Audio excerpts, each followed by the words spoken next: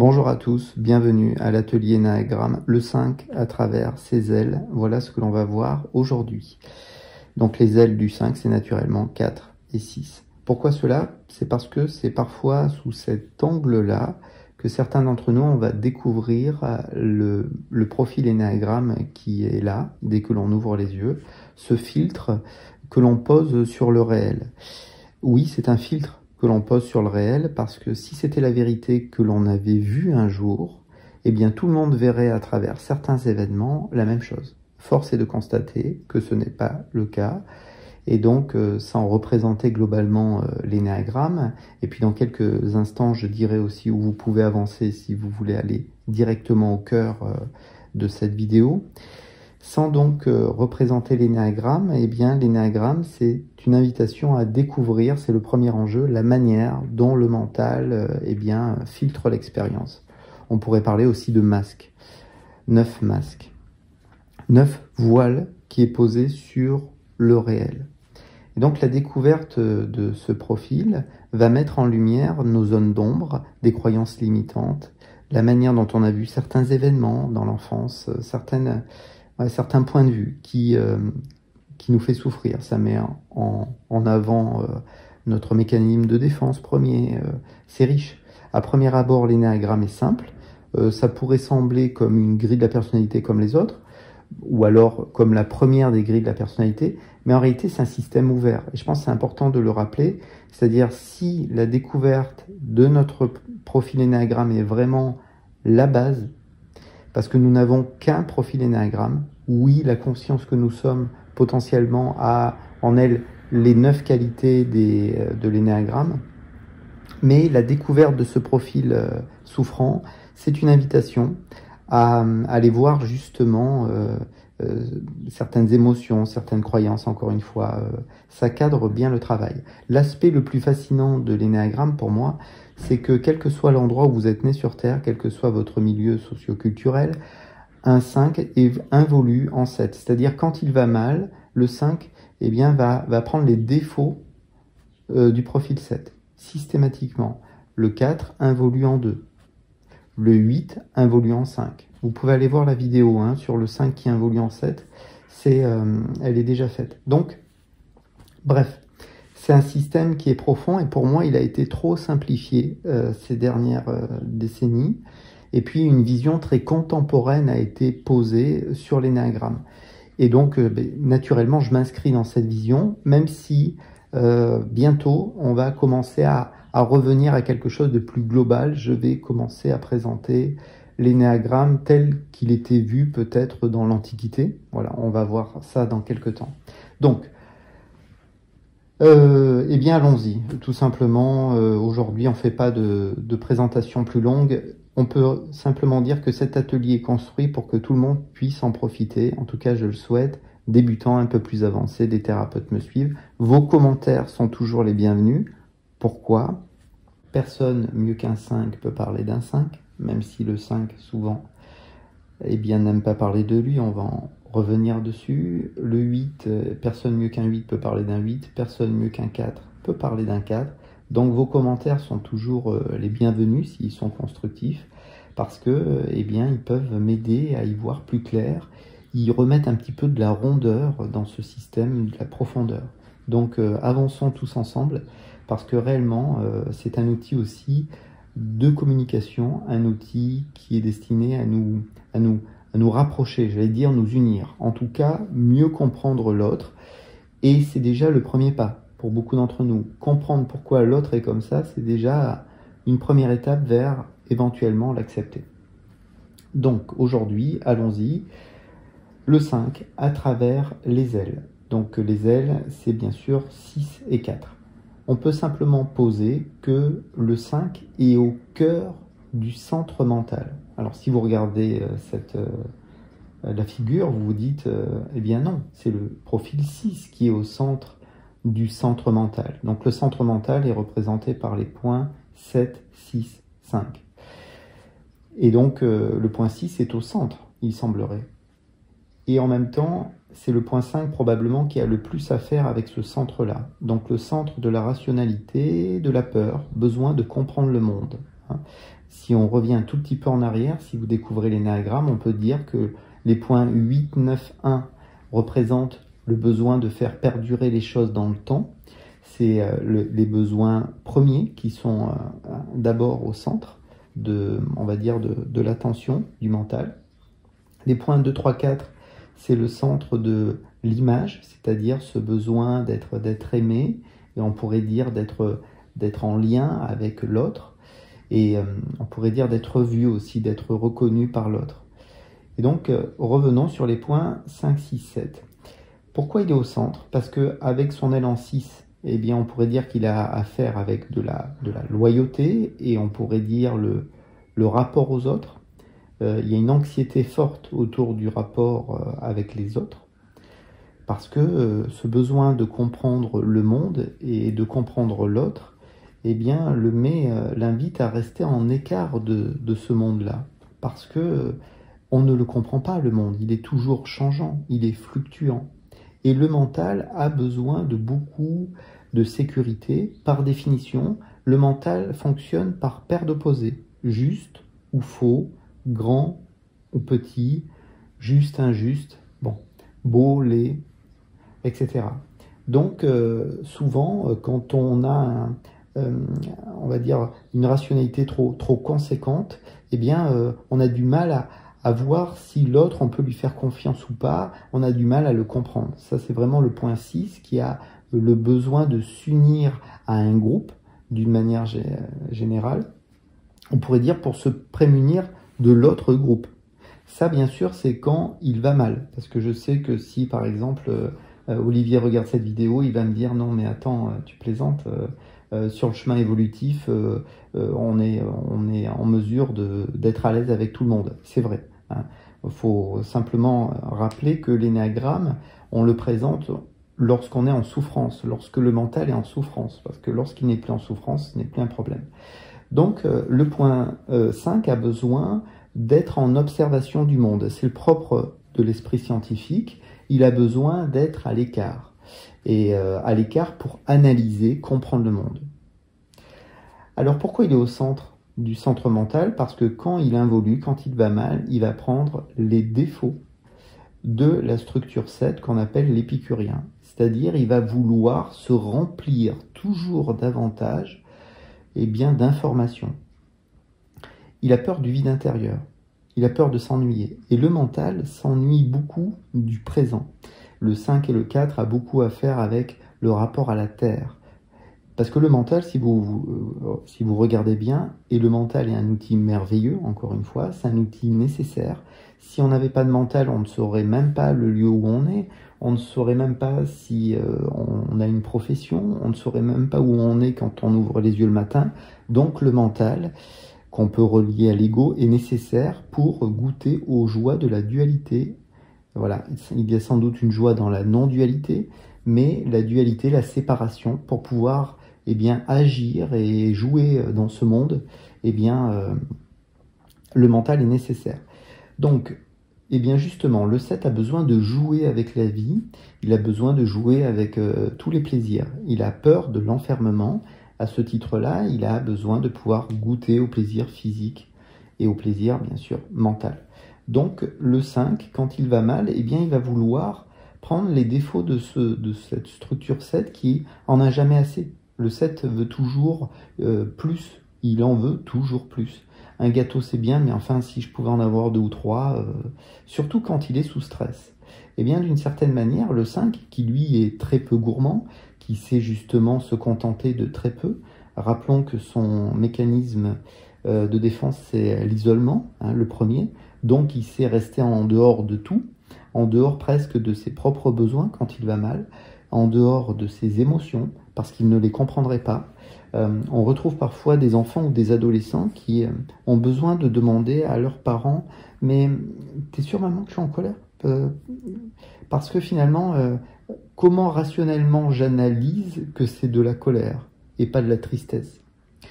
Et c'est un travail important pour le 5 de réussir à se connecter durablement à ce qu'il ressent, au même titre que le 4, qui lui a beaucoup de mal avec la rationalité à long terme. C'est-à-dire il a du mal à ne pas perdre pied dans justement dans la rationalité. Construire un raisonnement durablement, c'est dur pour le 4, à moins si ça le passionne. On ferme la parenthèse. Donc revenons sur le profil 5. Donc effectivement, quand il évolue, il va prendre les défauts du profil 7, c'est-à-dire il va avoir besoin d'avoir toujours plus d'informations avant d'agir. Voilà, c'est-à-dire je veux vraiment tout savoir.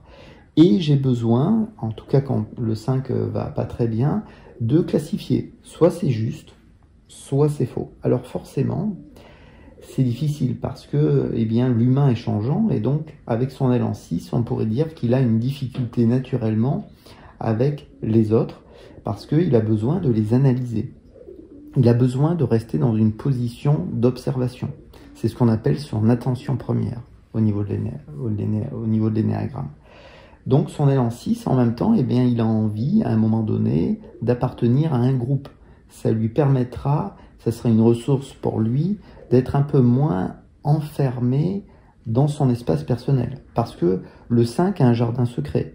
Il a peur de s'appauvrir s'il confie ses connaissances. C'est une croyance limitante. Bien sûr, les autres profils trouveraient cette croyance un peu incongrue, mais ça ne se juge pas. C'est un outil de compassion aussi, l'énéagramme.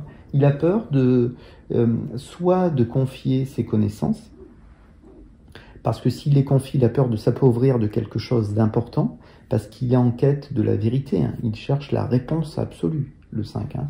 Inconsciemment, c'est ça qui se joue. Il aimerait avoir toutes les connaissances possibles.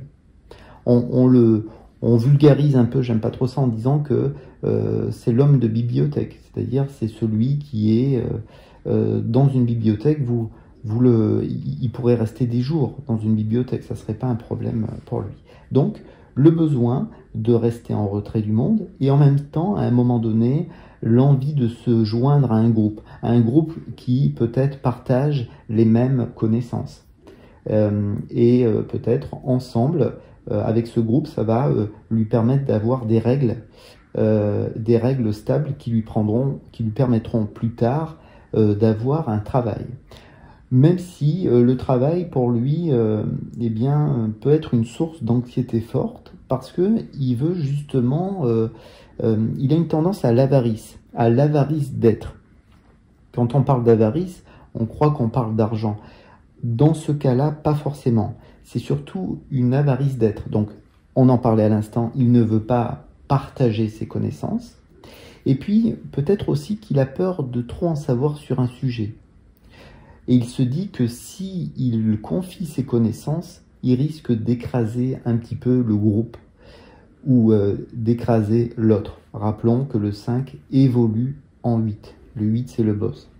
Donc, il a tendance à garder pour lui ces informations. Ou alors, il va garder le silence pendant une demi-heure et puis il va, d'un seul coup, vous dire une phrase cinglante qui casse un petit peu l'ambiance, comme si en 2 phrases, il arrivait à détruire le propos de l'autre. C'est possible.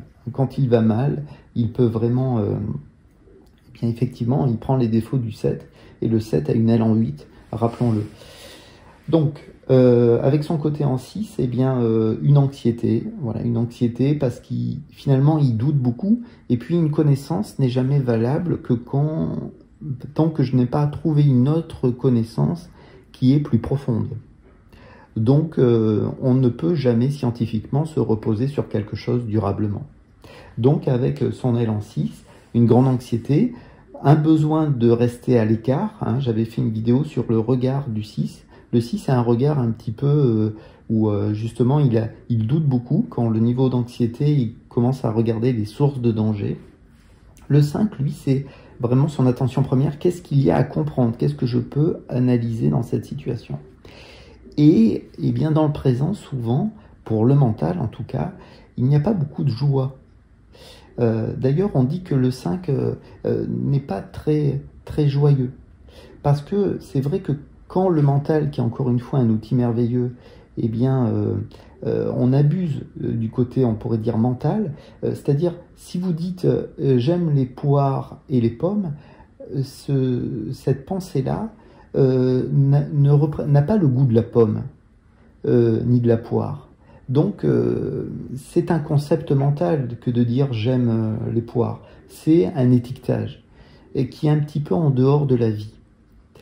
Parce que la vraie vie, ça serait d'être pleinement dans la poire. Alors que quand il va manger la poire, il va presque être dans l'observation mentale de cette poire. Donc, à la fois, donc c'est quelqu'un de très sensible, hein, et la vie est bien faite parce qu'il a une aile en 4, on va en parler maintenant. Et en même temps, c'est quelqu'un qui a besoin de rester, on va dire, dans une forme de froideur, parce que c'est en étant froidement présent à quelque chose qu'on peut l'analyser correctement. Et si je suis emprunt dans mes émotions, alors je risque de ne pas voir la situation correctement. Donc, le 5 peut être vu comme quelqu'un d'un peu sec, d'un peu aride. On a tous j'ouvre une parenthèse, il n'y a pas de bonne et de mauvaise structure, hein. On présente juste les choses sous un angle un peu plus large, en regardant aussi les zones un peu lourdes à porter. Donc on le voit souvent un peu froid, un peu déconnecté de ses émotions, alors qu'en réalité il est très sensible. Il a une aile en 4. Le 4 vit beaucoup à travers ses émotions. D'ailleurs, c'est des couples, on pourrait se dire qu'ils n'ont absolument rien à faire ensemble, et pourtant 5 et 4, ça fait 9, vous êtes sur la voie d'harmonisation. L'énéagramme tourne autour du chiffre 9, je vous laisse aller voir, si ça vous intéresse, la vidéo sur les voies d'harmonisation, je l'ai faite aussi. Donc le 4, eh bien, c'est quelqu'un, c'est l'artiste, on le présente, on le vulgarise en disant que c'est l'artiste. En réalité, le 5 est souvent passionné par l'art, parfois il fait il peut faire de la peinture, du dessin, il peut être vraiment intéressé par quelque chose d'artistique. Le problème, c'est qu'il aura beaucoup de mal à le confier, à confier ce qu'il fait. Comme le 4 d'ailleurs. Ils ont sans doute un côté, on pourrait dire, féminin assez fort. Peut-être trop fort. Dans d'autres vidéos, on regardera l'énéagramme à travers le yin-yang. On ne le fait pas aujourd'hui. Cette vidéo serait très complexe. Trop complexe si on l'ouvrait au yin-yang. Mais ça serait pas idiot de le faire parce que c'est une figure cosmologique, l'énéagramme. Donc vous pouvez déposer toutes vos connaissances dessus. Une fois que vous avez compris comment la figure s'articule, comment elle fonctionne. Parce que c'est un alphabet, hein, l'énéagramme. Il faut juste connaître cette langue. Et plus vous la parlez, plus elle deviendra évidente. Donc, eh bien oui, il est souvent sensible, mais c'est une sensibilité qui ne va pas sortir. C'est-à-dire autant le 4 va pouvoir être dans une démonstration d'émotion, c'est pas systématique, mais c'est possible. Le 5, lui, vous risquez de ne jamais vraiment le voir pleurer. Ou peut-être il va pleurer 8 ans après. C'est-à-dire il perd un être cher, et 8 ans après, il va observer un objet, il va voir cet objet, il va se dire « mais attends, c'était en fait, c'était une petite boîte à mon père, je m'en souviens maintenant. » Et là, ce souvenir-là va effectivement l'amener à ressentir ses émotions. Mais souvent, il en est un peu coupé. Par contre, il s'intéresse à des choses qui sont pas du tout scientifiques.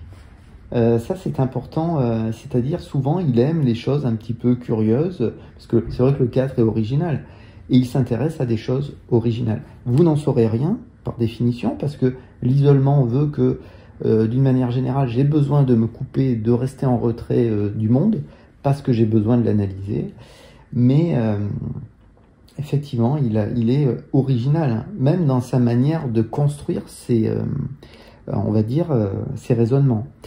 On peut exprimer qu'il a comme des classeurs ouverts, des dossiers ouverts dans la tête. Quand il entend une information, quand son regard se pose sur quelque chose, c'est valider, invalider, à vérifier plus tard, à regrouper avec une autre information. Hein.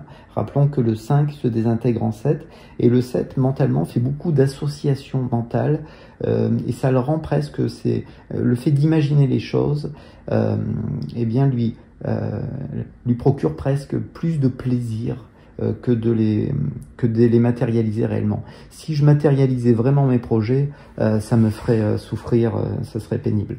Peur de l'enfermement là aussi, d'une manière différente hein, que du 5, mais le 7 aussi a peur de l'enfermement. Donc un être avec son élan 4, original, et un mental qui est dans la projection, sur plus tard. Hein. C'est-à-dire 7, 6, 5, on est vraiment sur la pensée plus tard. C'est-à-dire, éventuellement, le jour où j'aurai pu articuler mes connaissances, qu'est-ce que je vais pouvoir en faire? Et là, on va parler quand même de l'évolution. Le 5 évolue en 8. Celui qui restait tant à l'écart, celui qui avait un corps presque fragile, comme le 4, le bas du corps est souvent peu fourni, eh bien, à un moment donné, s'il dépasse cette simple croyance que en fait, il va s'appauvrir en confiance et connaissance, si il a moins peur eh bien, de l'autre, et peut-être que l'énéagramme peut l'aider à avoir moins peur que l'autre, parce que finalement, l'énéagramme, c'est une invitation à regarder le mental comme un simple objet. Si vous vous confondez avec votre mental, il ne faut pas confondre mental et cerveau. C'est important. Eh bien, si vous confondez avec le mental, forcément, l'énéagramme est un outil ridicule, voire un outil négatif. Mais si vous voyez simplement que nous sommes une conscience et que cette conscience, naturellement, va pouvoir regarder le monde et l'analyser, par définition et de manière terre à terre, je le dis souvent, et c'est presque spirituel, même si on peut voir ça de manière binaire, si vous pouvez voir quelque chose, c'est que c'est pas vous. J'ai fait une vidéo sur le 5 n'a pas de problème personnel, vous pourrez aller la voir si ça vous intéresse. Mais réellement, c'est ça, hein. C'est-à-dire le mental 5 est un objet. Et c'est rassurant, et tant mieux, parce que si vous découvrez que vous êtes de profil 5, si cette vidéo vous parle, vous ne pouvez pas vous dire que vous êtes simplement ça. Parce que rien qu'en France, vous avez des millions de 5. Non, c'est un mode de fonctionnement du mental. Et pour la conscience que nous sommes, si on ne se confond pas avec ce mental, eh bien, même si c'est un outil merveilleux, encore une fois, si on le remet à sa juste place, alors vous pouvez effectivement utiliser l'énéagramme pour prendre du recul et vous libérer de votre peur du monde. Si vous n'avez plus peur du monde, alors vous allez naturellement, le 5 va évoluer en 8. Et donc on verra, je ferai la vidéo sur l'évolution en 8. En réalité, je ne me souviens pas si je l'ai déjà faite ou pas. Vous pouvez aller voir la playlist. C'est des moments de partage spontané. Hein. Encore une fois, toutes les connaissances partagées ici sont de bon cœur, déjà les vôtres, si elles vous parlent. Peut-être à bientôt, un petit pouce, vous abonner si vous le souhaitez. Au revoir.